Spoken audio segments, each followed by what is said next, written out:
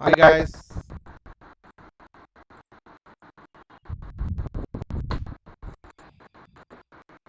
I hope everybody is doing great. And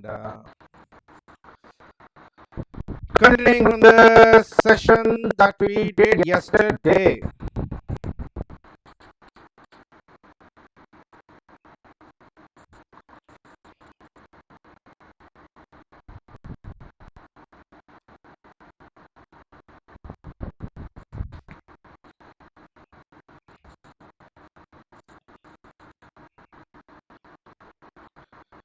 Are you able to see the screen?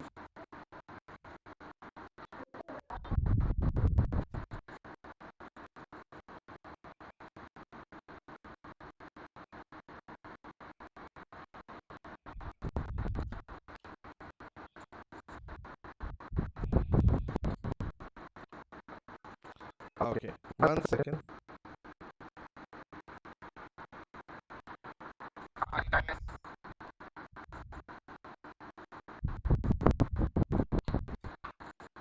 Okay, there seems.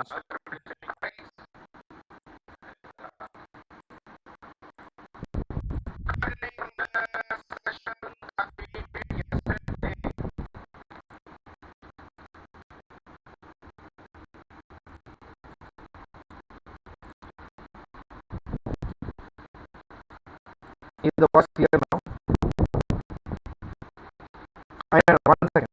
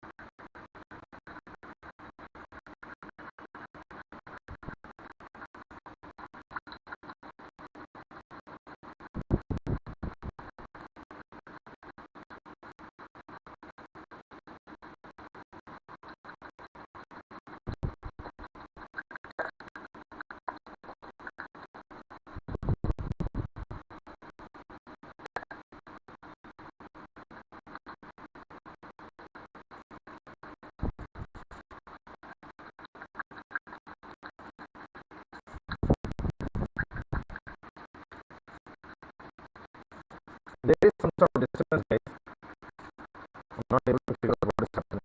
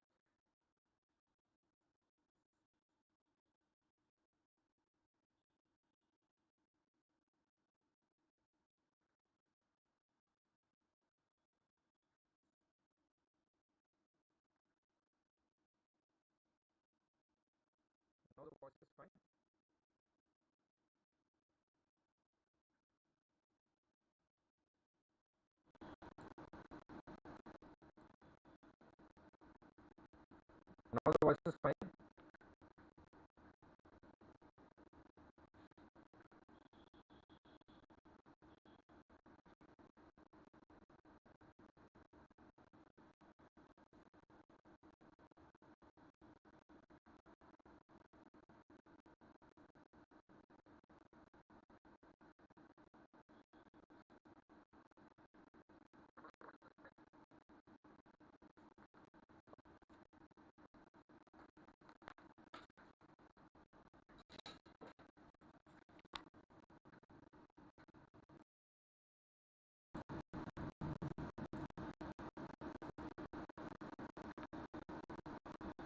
Even now,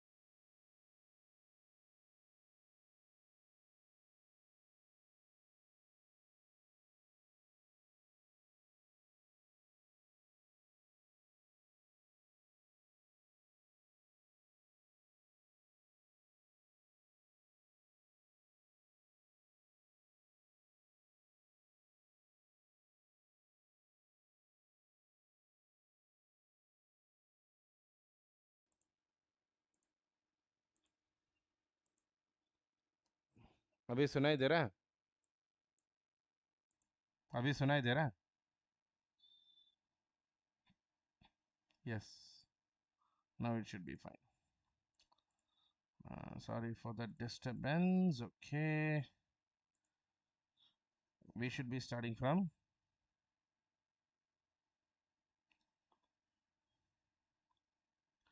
No, now it should be. Now it is fine.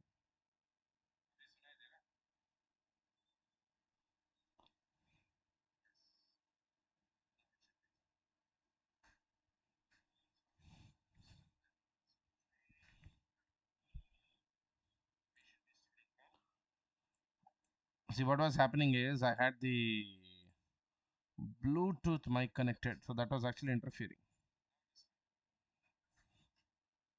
I've increased the volume to the maximum. Okay. So,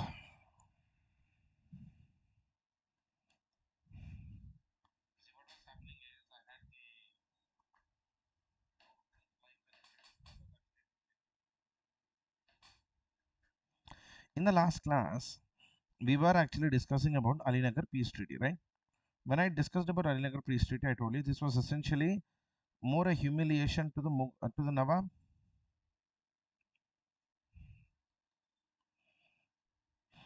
Right, the Nawab of Bengal was actually more or less insulted by this treaty.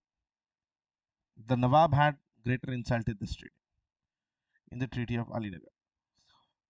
Britishers could mint their own coin, Britishers would keep their own army, Britishers do not have to pay any taxes ever, and Fort Williams again became a British property. Now, in spite of Treaty of Alinagar,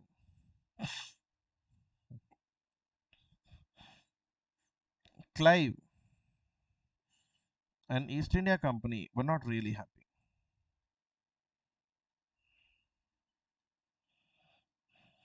They wanted a greater protest or a greater opposition.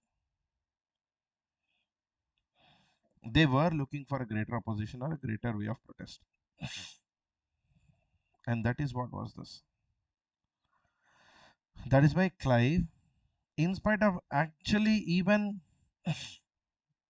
having good discussions with Nawab of Bengal, still did backdoor negotiations with Mir Jafar.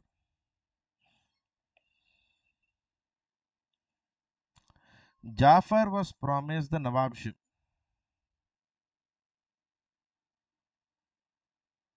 of Bengal in return for Jafar to cheat Nawab of Bengal, Sirajuddaula. And remember, in the previous, I told you already, Mir Jafar was the Mir Bakshim and he was the in charge of the army. Mir Jafar was the in charge of the army. He was the commander in chief of Nawab's army. No. Obviously, Jafar thought hashtag good offer.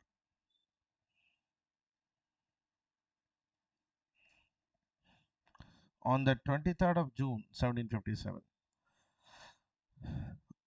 East India Company wanted to take revenge for the Black Hole tragedy and also wanted to resolve the disputes, all oppositions and disputes by the Nawab of Bengal in once and for all war.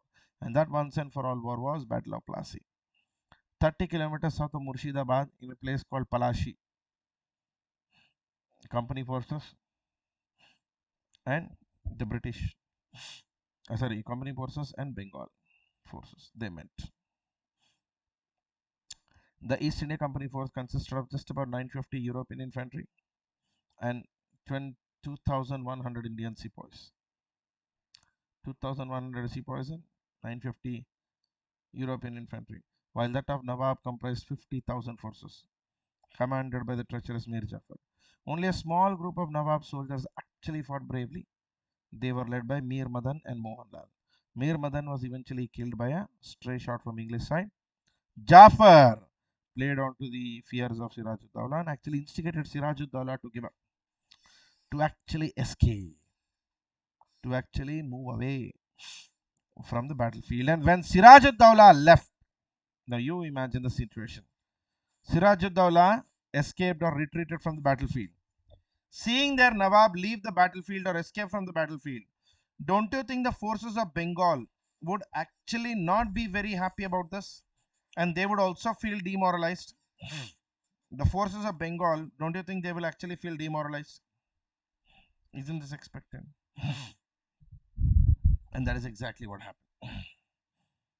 The forces of Sirajuddaula eventually escaped and they ran away. The battle was hardly important on a military point of view, but on a political point of view, it established East India Company as the formidable political authority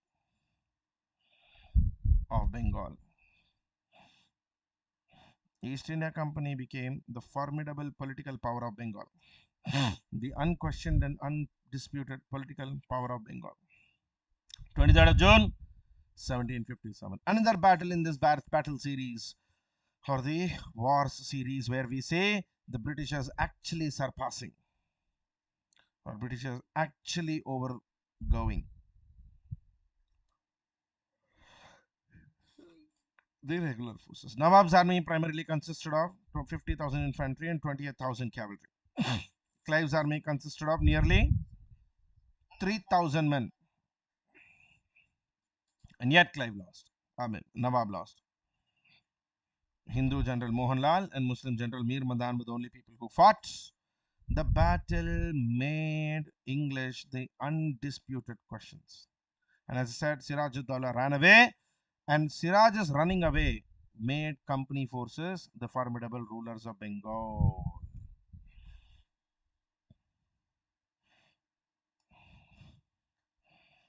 Mir Jafar was made the Nawab. Jafar became the Nawab of Bengal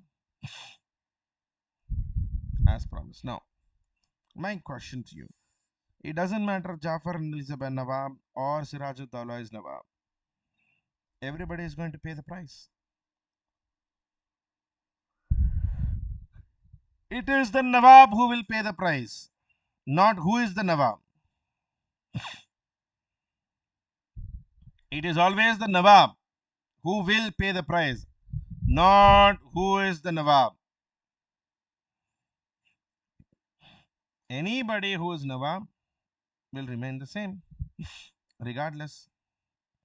Mir Jafar also suffered from the same problem. Mir Jafar also suffered from the same problem. Now he was proclaimed the Nawab of Bengal. He still had to pay money consistently, continuously, as per the requirements of English. Robert Clive was made the governor of Bengal. Clive became the first governor. The company was granted undisputed rights over the trade in Bengal, Bihar, and Odisha. And it is understood that the British officials would no longer need to pay any taxes on their private trade as well. Now, legally, thanks to Battle of Plassey, even private trade became legal and tax free. Even private trade became legal and tax free. Consequence, the company received Zamindari of 24 Pargana of Calcutta. Mir Jafar put out a sum of 50 lakh rupees as a gift or a bribe to the company's officials. Besides this, a large amount as personal present to Clive was to be given. All the French settlements in Bengal were surrendered to the English. So French were no longer there even to support any further future Nawabs.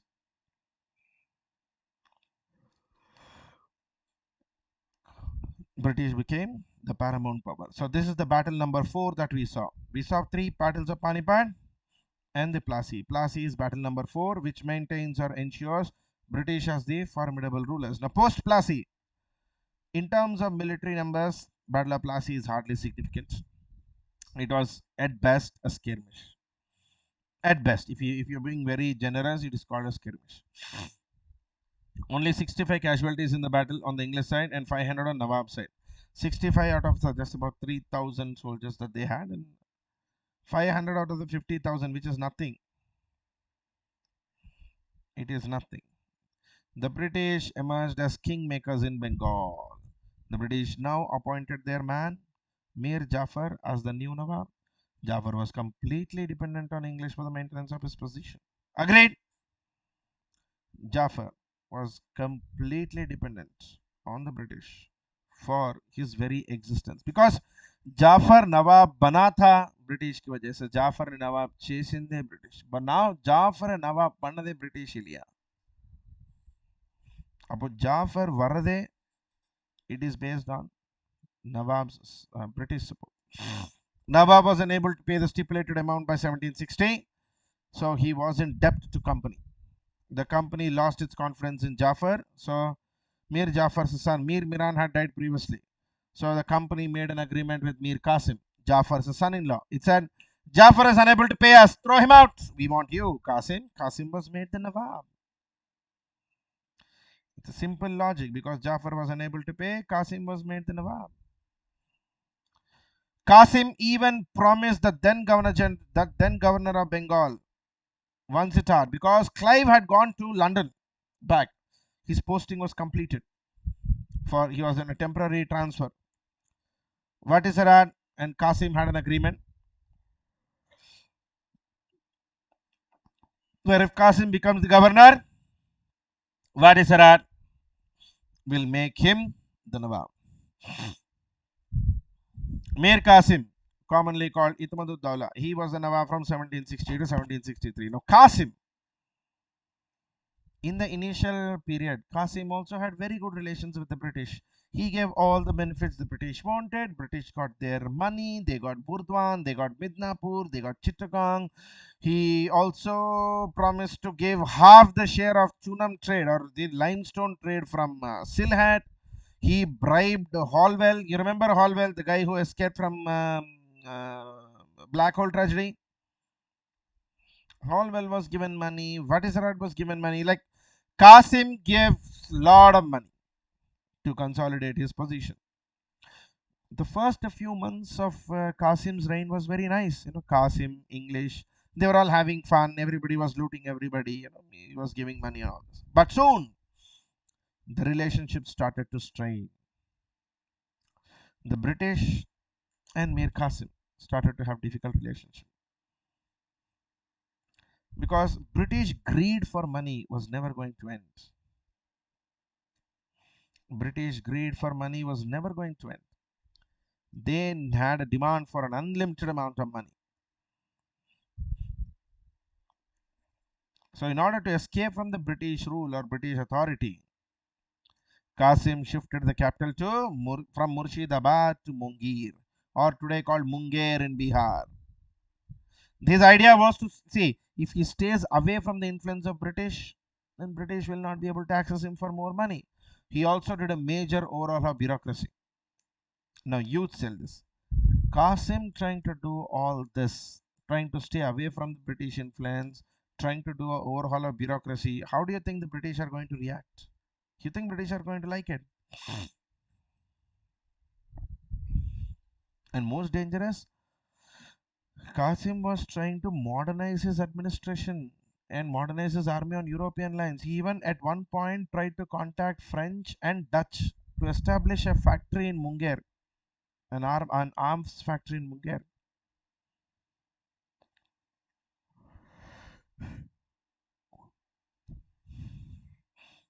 And Qasim also had the same complaint about Dastak misuse. Company servants were not paying taxes, and they were of the belief that because they won the Plassey war, they don't have to pay any taxes. Qasim was like, no, you have to pay taxes. Nawab was losing money. The local merchants were angry. The company servants even sold dastaks to local people. The local servants even sold dastaks to Indian merchants on commission.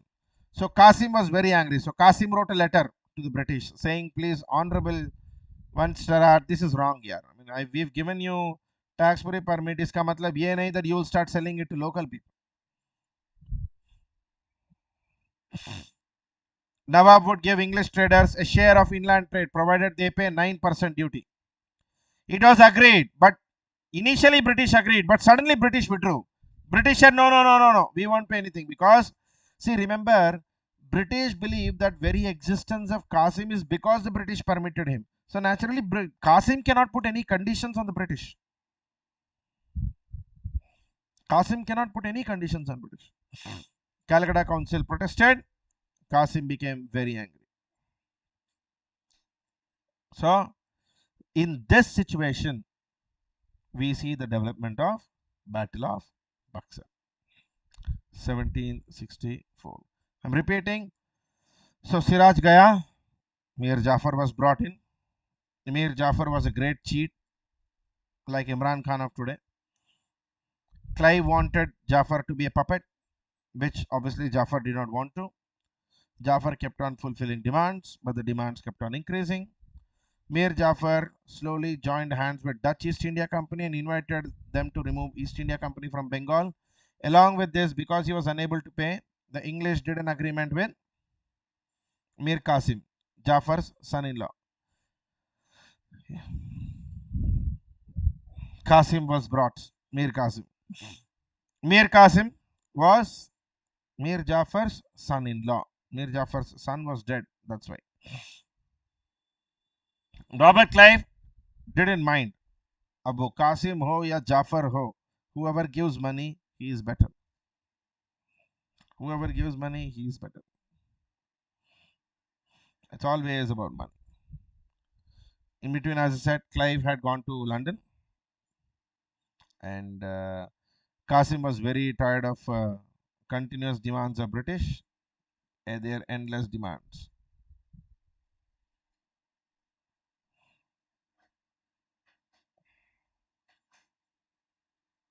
Okay, so as I said, Qasim tried to move the capital from Murshidabad to Munger, and in Munger, he tried to build a new arms factory. He hired foreign experts, European experts, to train his army. He started gun manufacturing. Now you tell me, don't you think these things are not going to go well with East India Company? He gained the confidence to fight East India Company. Once he gained the confidence, once he had the army, he did something dangerous. I told you that East India Company did not pay any taxes. First they had Golden Furman, later they had total exemption after Battle of Plassey. But local Indian traders used to pay 40% taxes. So Qasim changed this. Qasim made everybody tax free. Qasim giving 0% taxes to the Indian rulers, Indian traders, didn't go very well with the British. British were like, ye nahi ho sakta. They got extremely angry. Qasim and East India Company continued to have battles. They had three small battles in this period. Battle of Kantwa, Battle of Jina, and Battle of Udainala. Qasim escaped to Awadh after these three battles. In Awadh, he went and met Shuja-ud-Dawla. He asked him to help. Shuja-ud-Dawla was ready to help because even Shuja-ud-Dawla suffered from Qasim, suffered from English. Shuja-ud-Dawla agreed to support Mir Qasim against East India Company. And then these both went and met Emperor Shah Alam. Shah Alam was also frustrated with East India Company and their interference. So even East India Company, Shah Alam said, okay, I will help you. Together, a combined force of East India Company versus Mughal, Mir Qasim and Shuja-ud-Dawla. Almost 40,000 forces.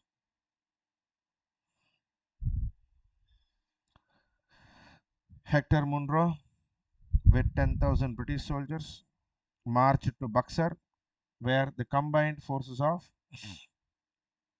Mir Qasim, Nawab of Bengal, Shuja-ud-Dawla, Nawab of Awadh, and Shah Alam II, the Mughal, met. Huge battle. See, technically, who has numerical superiority? Who has numerical superiority? The Indian side, right? But the British won this battle. British had won this battle. Allied forces stood at approximately 50,000, 40 to 60,000 numbers average, whereas English forces stood nearly just about 7,000. But British won. Mainly reason for the British victory was Britishers had strategic superiority. Their forces were well disciplined, well trained, and well established. Unlike the Indian forces. Indian forces were often disorganized, unfit for a prolonged or serious battle. The combined army of Indians lost the battle, and this led to Mir Qasim run away from the battle. Finally, Shah Alam II also surrendered in this battle. Shuja-ud-Dawla also surrendered. Perfect timing. Robert Clive came back. Clive the Terror, he came back. Now Clive was going to punish. Buxar sealed the fate of Bengal Nawabs. In fact, it sealed the fate of India. For all practical purposes, the entire power of Bengal, Awadh, and Delhi, which is Mughals, was now transferred to the hands of English. Jafar was brought back to the throne of Bengal, this time on much harsher terms. Mir Jafar, remember previously he was removed and his son-in-law Qasim was brought in. Now Jafar was only brought in, but this time Jafar had to pay bigger prices. He gave away Midnapur, Burdwan, and Chittagong to English. Even permitted English to do tax-free trade. The only place where English would pay tax is 2% tax on salt. Jafar and his successors had to pay 5 lakh rupees per month to East India Company. And English officers or East India Company officials will be permitted or have to be consulted in appointments and reduce military establishments. Eventually, Jafar died an old man, and Najib-ud-Dawla came. Najib-ud-Dawla continued as Jafar. This was second term of Robert Clive. Clive's second term, which started with the end of Battle of Buxar, was much more harsh.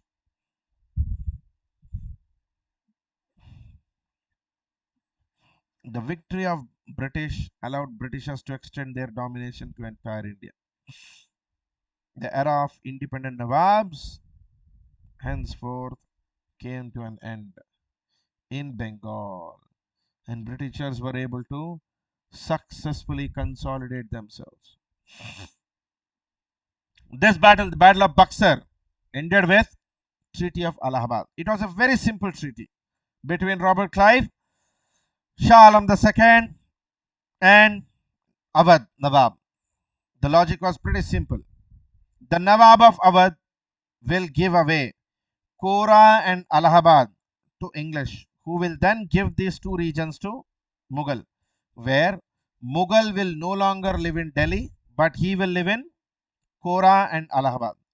The Mughal will from now live in Kora and Allahabad. He will not live in Delhi. And Shuja-ud-Dawla will also pay 50 lakh rupees as war punishment. On top, the Mughal Shah Alam will provide all the Diwani rights of Bengal, Bihar and Odisha to the English. And Shuja-ud-Dawla will retain the Nizamat functions. What are Nizamat functions? The political functions or the responsible duties, the ruling functions. And these people will have the revenue duties. So basically, the company got revenue without responsibility, whereas Nawab got responsibility without revenue. Treaty of Allahabad technically made the British absolute rulers of India. Awadh became entirely dependent on the company. Bengal became absolutely autonomous or completely dependent on the company. And Mughal almost became inexistent. Clive concluded another treaty with Mughal, as I said, where the Mughal will live in Allahabad. The company legalized its rule in Bengal, establishing a dual system of government. This dual system of government made company the absolute ruler of India. Technically, Bengal, and then extended this to India. And from here started the unchecked plundering of wealth of Bengal. Two wars of Bengal in a short period of just about 8 years. East India Company went from a small trading shopkeeper to the ruler who would make Bengal Nawabs.